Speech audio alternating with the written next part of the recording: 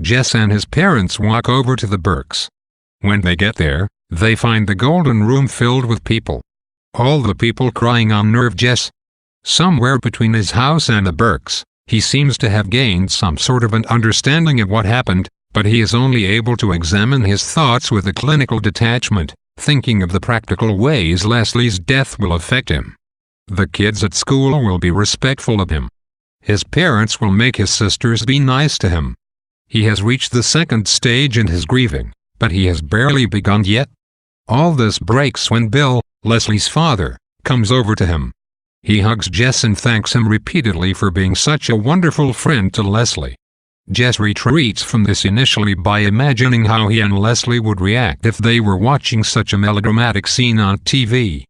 But his link with that detachment snaps when Bill tells him that they have decided to have Leslie cremated. One of Jess's few acknowledgments of Leslie's death had been contained in a passing thought that he would like to see her one more time, even laid out. Now that he knows he will not see her again, he cannot maintain his sense of apathy any longer, and he runs out of the house. Jess's emotions have turned on again, with a vengeance. When he tears back to his house, Maybelle wants to know if he had seen Leslie laid out. Maybelle wants to know what a dead person looks like, but Jess just hits her hard. He gathers up the paint set that Leslie gave him for Christmas, runs back to the creek, and throws it in. Jess's father approaches and tells him that was a damn fool thing to do.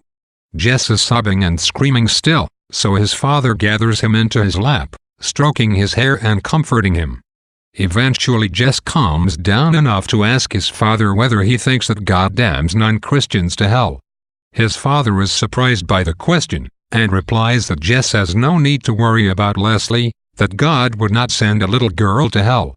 Jess is soothed.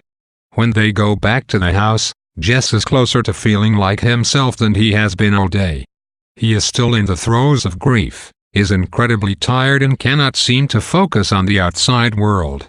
He is thinking more normally, and he is aware of the situation now. Later on, Bill comes by and asks Jess to take care of Prince Terrian while he and his wife go on a trip to Pennsylvania.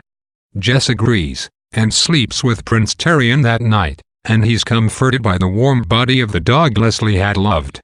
Throughout the book, Jess's family has not been shown in the most positive light, but in this chapter it becomes clear that despite their frequent distraction, frustration, and irritability, they are good people at heart who care about Jess deeply.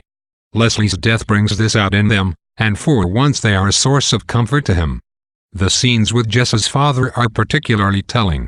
For once, his father seems to have found the right balance between treating Jess as a child and treating him as an adult.